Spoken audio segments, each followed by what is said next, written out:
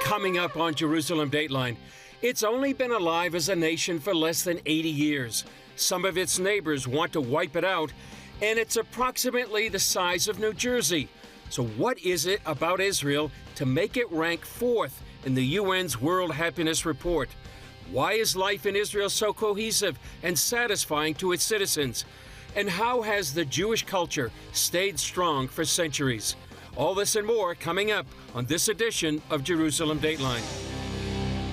Hello and welcome to this special edition of Jerusalem Dateline. I'm Chris Mitchell. What we're about to share with you is an unabashed Valentine to Israel. Its strength, its courage, and its resilience. We're highlighting the genius of Israel.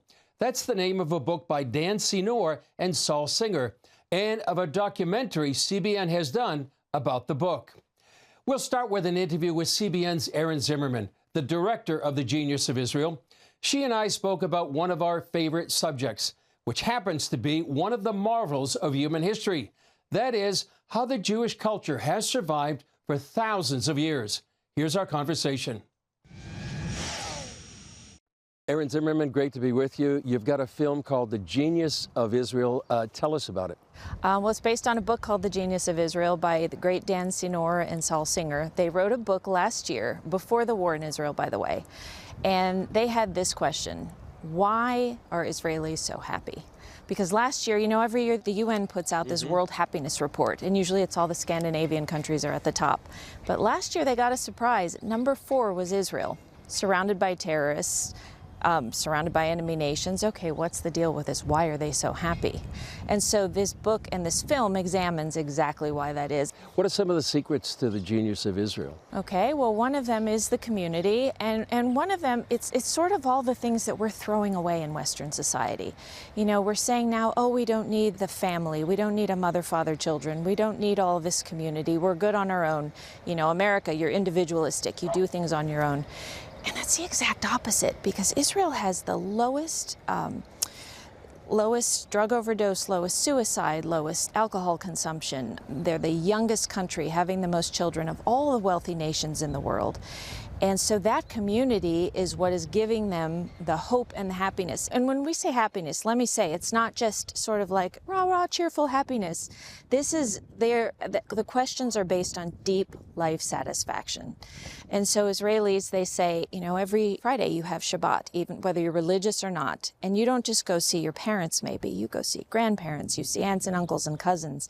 And there's this deep family tie, so that you're not alone. You're always in a community. So you have that. Your schools are very community-based. They have strong scout movements for children here that are very community-based. You go into the army and you're part of that. So you're always part of your family. You're part of your country. You're part of the rest of your society. No one's left out in the cold, and that's a very different picture from what we have in Western countries. How does God fit into this, in their faith? It's really interesting. I asked them that, and there wasn't so much a difference. Of course, God is in the center of it all, I believe. And I think God has kept the Jewish people through many generations. You know, they say in the Passover, every generation a Haman rises up to kill us, depending on, you know, whoever that is this time. This year it's Hamas. God is at the center of that. He's the one keeping them. Yes, are they independent and defending themselves, and do they have resilience? Absolutely. They wouldn't do it without God bringing back the Jewish people through 2,000 years of horror and Holocaust and war and you name it. So he's at the center of it, whether people want to say that or not.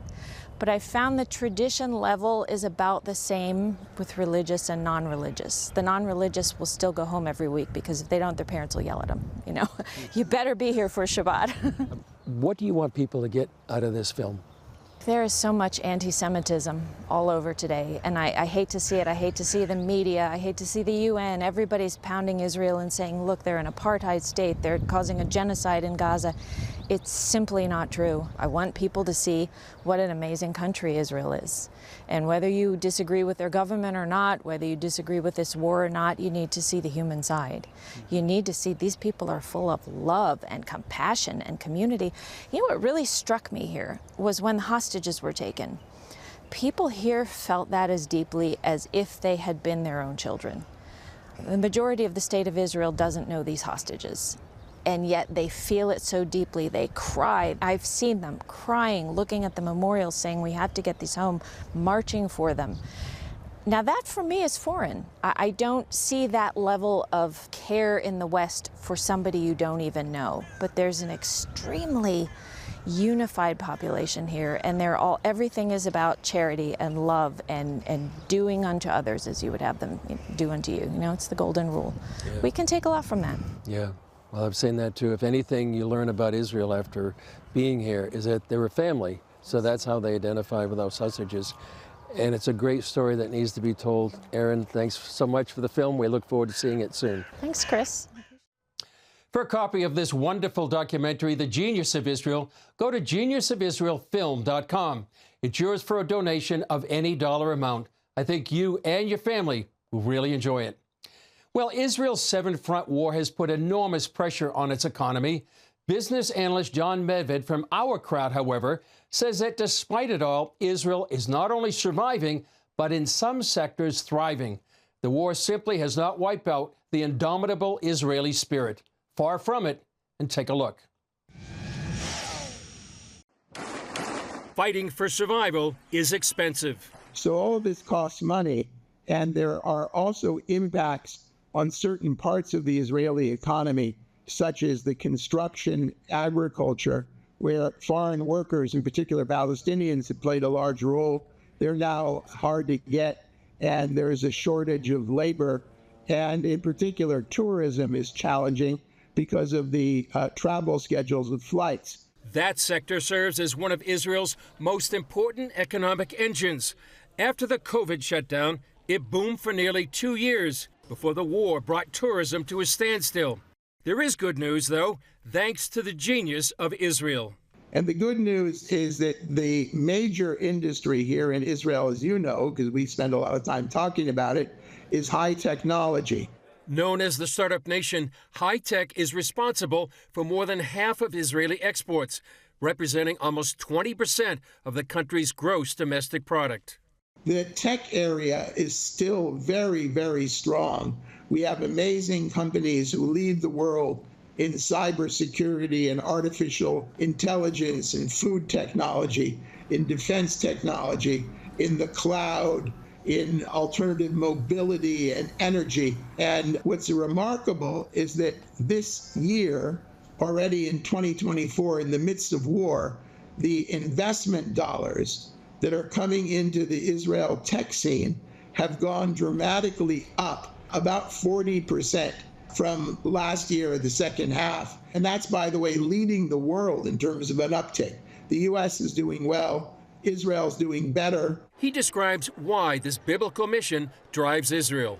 Its roots are in the Bible. Its roots are in prophecy, and it's prophecy coming true. When you realize that the Jewish people, the indigenous people of this land, have come home after 2,000 years of wandering, have ingathered the exiles. He describes why this biblical mission drives Israel. We're a significant country, one of the strongest countries in the world in terms of our ability to defend ourselves, leading the world in many areas of technology, helping to cure cancer, helping to feed the planet, because we view our destiny and our mission is not just to survive. Survival's critical, but we need to contribute to the world. We need to build the world. We need to help fix things. It's called tikkun olam.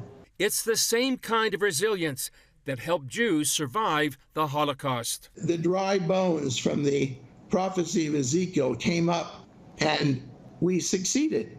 But we didn't just succeed to survive. We've succeeded in building a beautiful country, a country which is not just fun and great food and beautiful beaches and incredible infrastructure, but a country on the cutting edge of building the future, a country that believes in the future.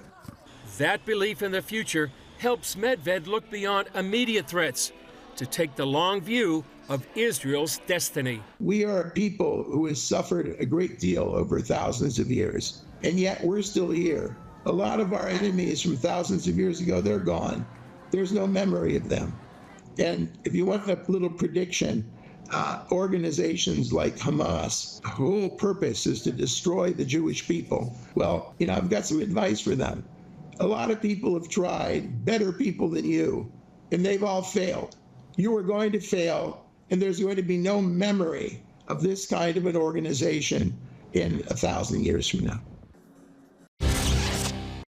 Israel is known for its innovations that make life easier around the globe. One issue now being tackled affects and often frustrates most of us each day: traffic. Paul Strand reports from Tel Aviv on the effort to put the rush back into the rush hour. Traffic, everybody hates it. But one Israeli company has come up with a system to make traffic flow much more smoothly, that can turn lights exactly when needed, warn drivers away from potential accidents, and unsnarl rush hour commutes. It's an invention of NoTraffic, headquartered here in Tel Aviv. When the company is enlisted to take over a community's traffic system, NoTraffic puts these sensors at intersections that then connect to sophisticated artificial intelligence. And from that point on, the system works by itself autonomously. CEO Tal Chrysler says these artificial eyes then watch movements in and around those intersections. Private vehicles, buses, pedestrians, bicycles, scooters, whatever. AI then proceeds to orchestrate traffic flow in order to keep it moving safely and quickly. That's led to amazing improvements in limiting the time motorists are held up. We've managed to cut dramatic amount. We're talking about 70% of delay time. With vehicles more computerized than ever, this new system will be able to communicate directly with individual drivers. That could lead to a warning about a pedestrian potentially in a blind spot about to cross in front of them. Another safety element is the system's ability to gauge if an oncoming vehicle might run a red light. If so, it can alert nearby drivers while also changing other lights to red at that intersection to prevent collisions. When accidents do happen, it can immediately contact first responders, then give them green lights all the way. About 70% of fatality cases happening in the first hour after the accident.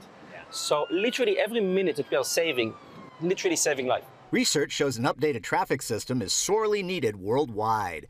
That's because an additional 90 million cars hit the road each year. Traffic congestion increases 12% annually. As for those lights that hold you up block after block, the way that we are operating them is remained the same for the last 100 years or so. And there's little to no connection from intersection to intersection. Most of the intersections out there are not connected to anything. They just run by themselves. With NoTraffic sensors and artificial intelligence saturating a city's traffic grid, it enables each intersection to communicate with all the others. That allows the system to make split-second decisions to keep traffic moving. These sensors are designed to withstand the wear and tear that comes from constantly being out in the elements. Ian Fountain and his lab techs ensure each piece can stand up to the most extreme conditions.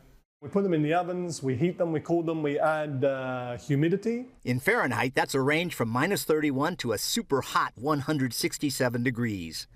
Now that a number of states like Florida, Arizona, and California utilize the system, NoTraffic has found that in a mid-sized city, its platform has reduced waiting times by as much as 50% or more. That efficiency can remove around 26,000 tons of CO2 emissions each year. That's like the pollution from 5,700 cars simply vanishing. To Chrysler, it's all positive transformation. Improving our life, reducing emissions, generating massive amounts of time that we can now spend with our loved ones. And I think this is one of the things that we are the most proud of, like literally transforming the world to a better place. The atmosphere and attitudes in Israel make it easier for an innovative system like NoTraffic's to be created here. Innovators are welcomed and cherished. Smart forward thinking is valued and rewarded. And Israelis see themselves as people who can solve global problems, both large and small, who can dream up solutions not yet seen, but waiting to be dreamed. Paul Strand, CBN News, reporting from Tel Aviv. The October 7th Hamas attacks devastated many Israeli communities on the Gaza border, but one community has a different story, a story of heroic resistance and survival. Our correspondent Chuck Colton brings us that inspiring account. Ein Habesor is a small farming community just 4 miles from Gaza. As Hamas terrorists invaded on October 7th, this village became an unlikely stronghold of resistance. We realized for the first second that this is something different. We took the kids to the shelter, and then the chief of security sent us a text message, go to the fence, to the gate, to defend our people. They're invading to Israel.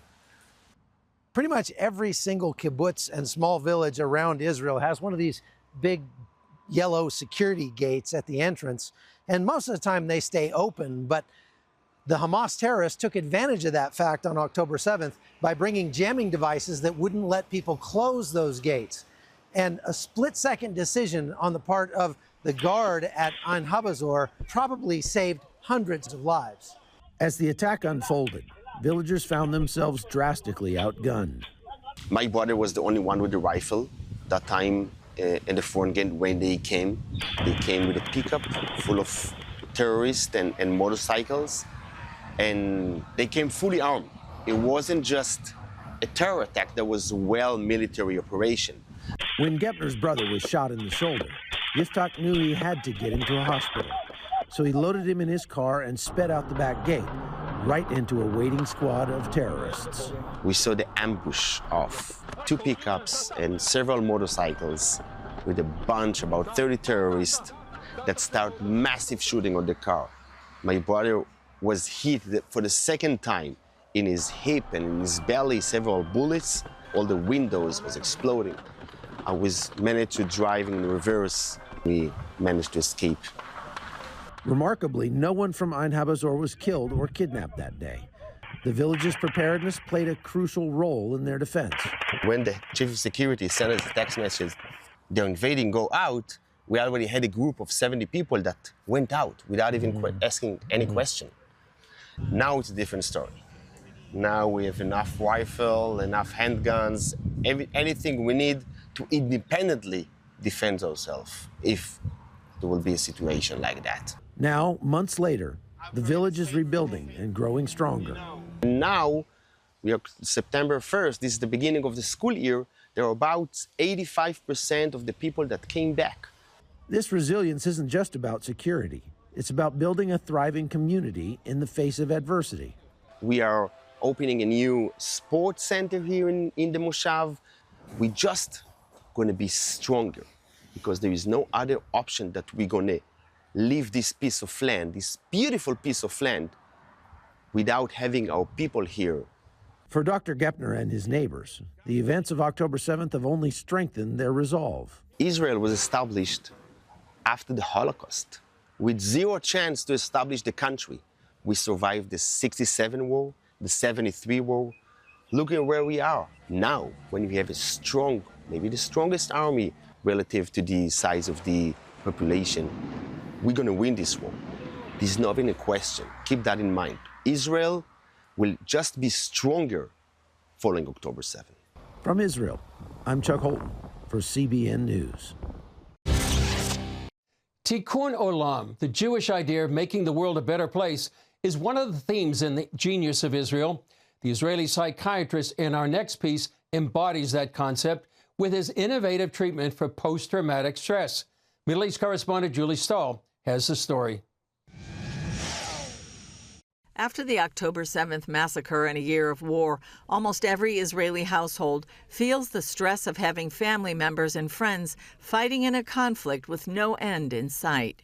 Anytime anybody turns on the television, people are traumatized because the length of the war. There are soldiers that unfortunately are dying all the time. Dr. Gary Quinn leads the Eye Movement Desensitization and Reprocessing Institute in Jerusalem.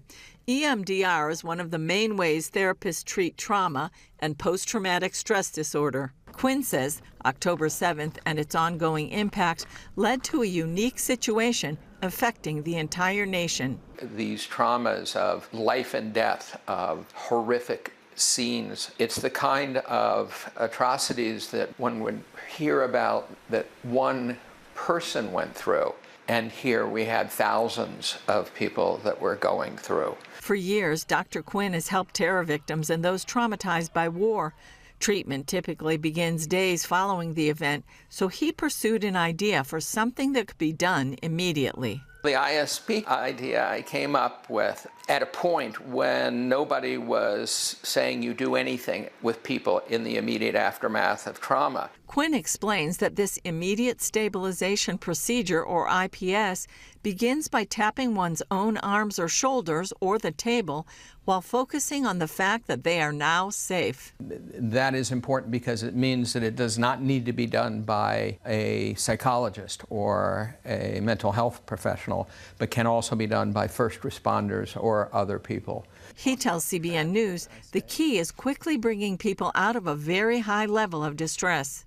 It has helped people who have been in the war and the soldiers that are coming off the lines and they're in frozen terror. And with a combination of bilateral stimulation, something of this nature, helps people then to realize or come back to the present awareness of safety in a relatively quick amount of time.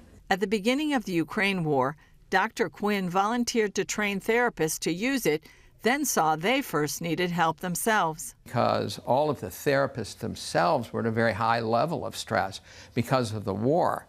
We rate the stress level from 0 to 10, and they could be either 6, 7, 8, 9, 10, and had to do the ISP first to calm them down. This led to what he calls an incredible collaboration organized by Regent University and CBN Israel to modify the method.